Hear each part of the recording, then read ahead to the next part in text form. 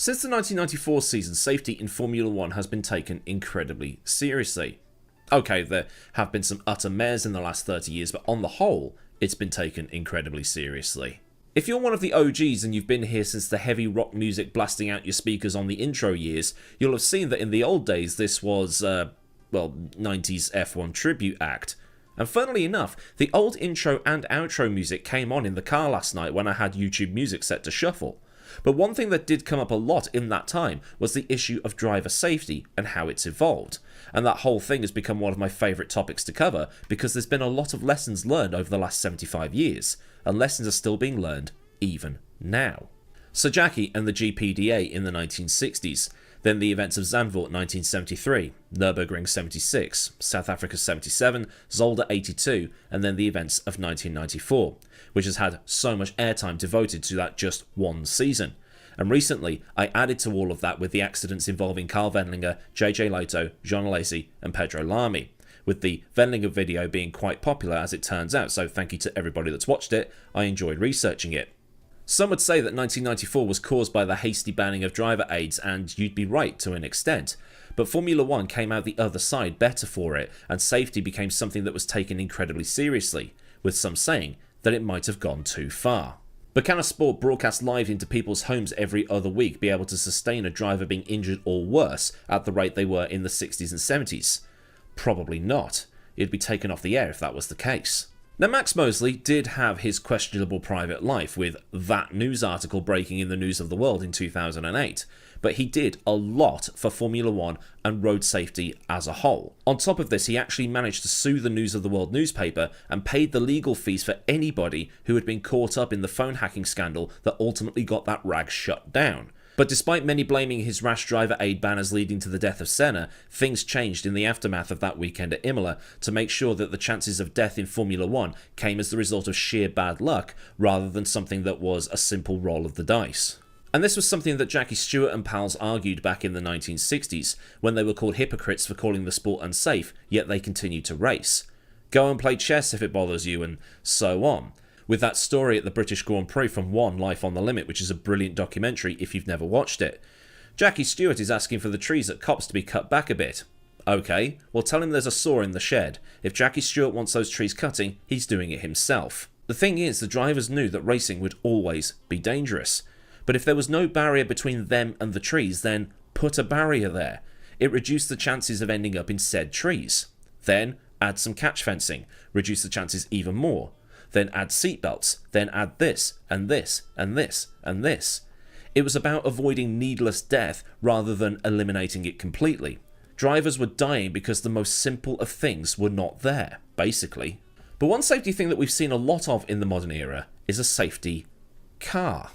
While the Americans have been using a pace car on ovals forever, with a pace car being used at the first ever Indianapolis 500 back in 1911, the Formula 1 safety car is pretty young. Well, young compared to the pace car at Indy, because the Indy 500 pace car predates the Formula 1 safety car by about 60 years. Sort of. Because while I say that it predates the F1 safety car by 60 years, the F1 safety car was only used once before entering service fully over 30 years ago, while other cars have been present at the start of races. In 1973, the F1 circus had gone to Bowmanville, Ontario for the Canadian Grand Prix at Mosport Park, which is a really fun track if you've never driven it on any of the racing games or sims out there. It's fast as hell and is basically Canada's Road Atlanta, mostly long high-speed corners with very tricky turns 5 and 6 section that you need to get right to open up the long back stretch. The thing is, the weather for the 1973 Canadian Grand Prix was a bit rubbish. It's also the first time that somebody ran car number 0. It was Jody Scheckter, 20 years before Damon was doing it. It was wet. Very wet. The race start had to be delayed for half an hour until 3 PM, but even then it probably should not have gone ahead. Remember, this was the days of real men who just got on with it and raced in the wet, and the sport wasn't full of wimps like it is now. The cars eventually got going, but amazingly there weren't that many collisions or crashes that ended races. Peter Gethin was the first to fall when his oil pump went tilt. Then Ronnie Peterson's Lotus had its suspension collapse because, of course it did, it was a Lotus. And then Mike Butler's DFV failed on his march. But on lap 32, Francois Sevet and Scheckter collided, blocking part of the track. Where on the track? I don't know. but it could have been anywhere because most sport is quite hemmed in. So the organisers made an, well, at the time, unique decision. They were going to do what they did in USAC, now IndyCar, and NASCAR. They were going to put out a pace car to bunch the field up and slow everybody down so that the marshals and the recovery vehicles and the ambulances could do their job, because apparently Francois had done his ankles in the crash and he had problems with his ankles anyway. That's just something I read. And also visibility was quite poor at the time, so they kind of had to. The sport was still reeling from what had happened earlier that year at Zandvoort, with Roger Williamson being burned alive in his car and the footage of David Purley trying desperately to get him out while people seemingly just watched. And then, at just the very next race weekend at Watkins Glen, Sever would be dead too. The car in question, this safety car that is, was a bright yellow Porsche 914. The idea was that it would work like it does in Indy and NASCAR. This Porsche would pick up the leader and they'd drive around behind it without overtaking the Porsche or each other, and as soon as the debris was cleared up, they'd be able to go racing again. And by that point, hopefully the weather would have cleared up a bit. But this was an era before electronic timing and GPS trackers. This safety car ended up causing mayhem. Because the safety car driver, a Canadian by the name of Epi Weitzes, I think that's how it's pronounced, picked up the wrong car. He was hoping to pick up the leader, but he ended up picking up Howden Ganley's ISO car, which was not the leader at all. In doing so, the cars that were ahead of Ganley ended up driving around to the back of the safety car queue and were effectively a lap ahead of him. In addition, the track had also started to dry out a bit prior to the safety car period, so the teams decided to switch tyres on their cars. Pit stops at this time were rare, and with the cars now running slicks, there was now a reason to change if the track was wet. But there was a problem. The pit lane at Mosport was tiny even by 1973 standards, so some of the drivers had to go through and come round again, including Ganley, who had to do a drive-through because his teammate Tim Schenken was getting serviced first. Nicky Lauda's BRM, which had been leading most of the race, went back out on a set of wets, much to his confusion. After much googling, what had happened was Lauda had come in first with some others, which handed the lead to Fittipaldi, with Jackie Oliver in second. Fittipaldi pitted on lap 32, the same lap as the crash, which then handed the lead to Stewart, who then pitted to give the lead to Beltoise, and JP gave the lead to Oliver when he pitted. When Oliver pitted, somebody else was in the lead. I also can't read the name Howden Ganley without thinking of the song Howden Aldi Death Queue by Sam Fender. He's really good, by the way.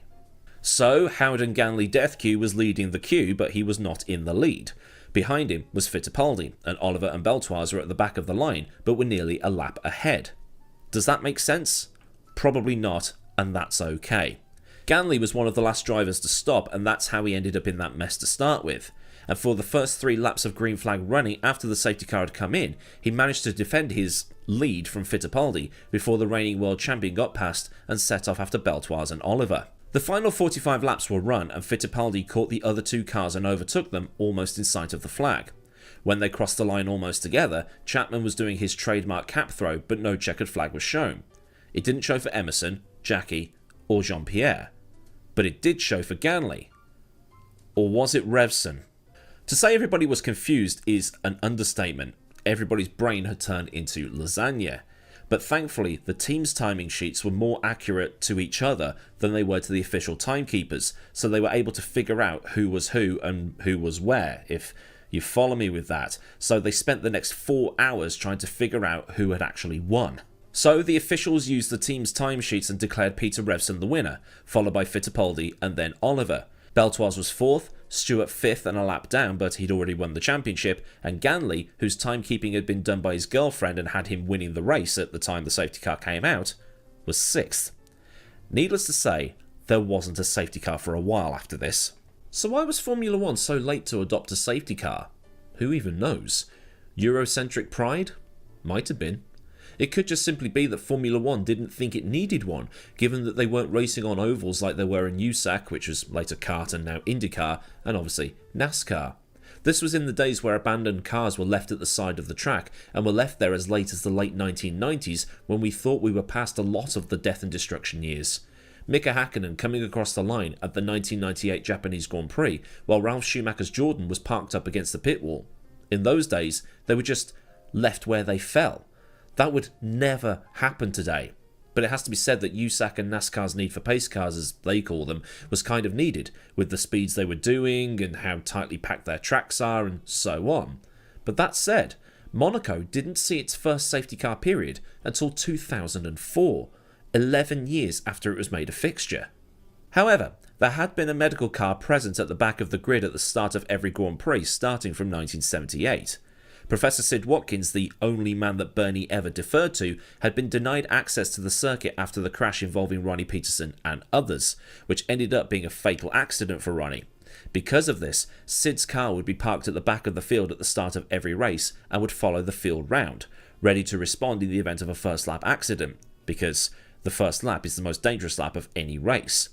And this caused some problems at the German Grand Prix in 1978 because the Germans didn't like a world-renowned brain surgeon telling them how to do things.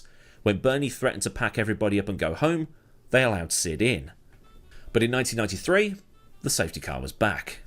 Trials had been conducted through 1992 at the British and French Grand Prix to see if a safety car was a viable thing. At the 1993 Brazilian Grand Prix, the safety car made its first appearance in 20 years, as Ukyo Katayama and Aguri Suzuki crashed in the rain on the start-finish straight on lap 27. The safety car at this time was a Fiat Tempra. Wow.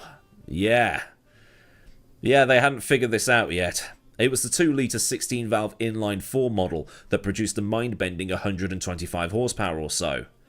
Isn't that a bit like trying to race a road car against a Formula... It literally is, isn't it? Different cars had been on station before, but never used. At the 1976 Monaco Grand Prix, a Porsche 911 had been available, and at the 1981, 2 and 3 Monaco Grand Prix, it had been a Lamborghini Countach.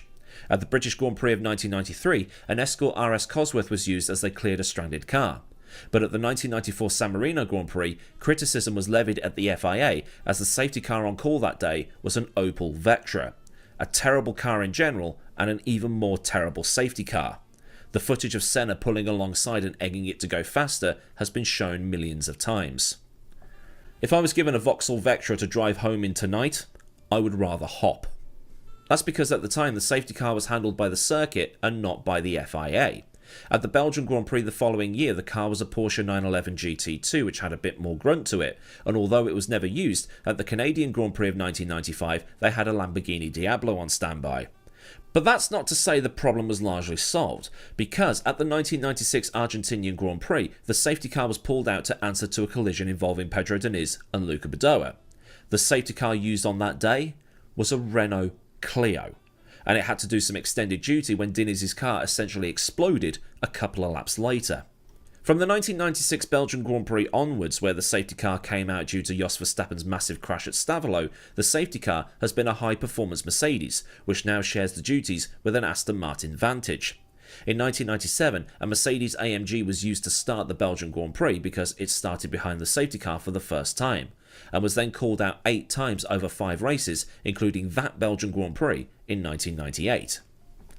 As you go down the list of every safety car deployment ever, you see like 1993 it came out twice, 1994 it came out once, and as you go down, the list gets longer and longer and longer per year. So it seems that things are taken way more seriously now as they were back then. These days, it seems that the safety car comes out for, well, anything, but it's all in the name of safety because you've got marshals and track workers and recovery vehicles and all sorts going on, and they need to be kept safe, as well as the drivers. But within the last 10 years, the FIA has realised that there are times where bringing out the full safety car is a waste of time, and that there are times where you need a middle ground. You can't have a local yellow because it's too dangerous, and having the full safety car is overkill. This is why the virtual safety car was brought in, something that is a variation of the slow zones that get used at Le Mans. Because on an 8-mile track, why use the full safety car and have them go slowly and do, 10, 11, 12-minute laps, when you can just slow them down for one section and then speed them up for the rest of it? During the last 3 races of the 2014 season following Jules Bianchi's fatal accident, the FIA trialled the system in free practices to see if they worked. What the drivers must do is while the virtual safety car boards are displayed, they must slow down and ensure that their delta is at a certain point, which equates to a slowdown of around 35% or so. So long as their delta is around the reference time displayed on their dashboard, they're fine. And it works in that the gaps between the drivers are kept close to what they were when it was green flag running without bunching everybody up. And this speed must be kept until the green flags are shown. You aren't allowed to pull alongside another car while waiting for the race to go green, as Max Verstappen found out in the Sao Paulo sprint race last year. Safety cars in Formula 1 are now almost an integral part of the show. If there's debris on the track, then they need to neutralise the race, although sometimes they can get it wrong. The carnage caused by that wing mirror on the track at Qatar last year springs to mind, or when recovery vehicles have been on the track without fully neutralising the race, or even red flagging the race or the qualifying or practice session. And this is one of the things that led to the Bianchi accident, and was also a warning given to the FIA at the 2007 race at the Nürburgring and also the 1994 Japanese Grand Prix. But in a way, the safety car can add to the entertainment. It switches strategies up. It might make or break a driver's race or championship, keck, and it might mean that one of the smaller teams might get themselves in a good place to score some big points or go even better, especially if it happens at Monaco or the Hungaroring.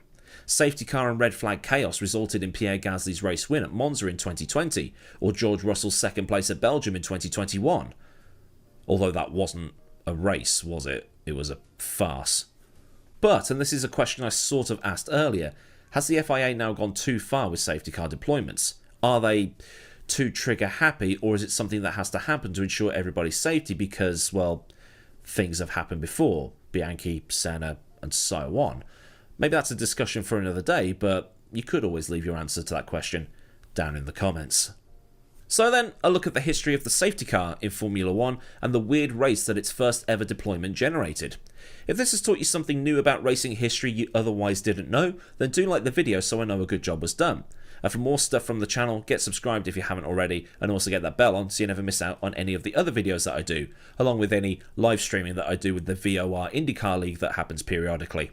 Massive thanks, as ever, go out to the mad lads at Patreon for the continued support, and if you want to help keep things running around here, a link to Patreon is in the description, along with links to Discord, socials, and other bits and pieces you might want or need to know. Well, there's super thanks if you just want to top up my coffee cup, and memberships for Patreon without the Patreon. So until next time, I've been Aidan, have a great day wherever you are, and goodbye.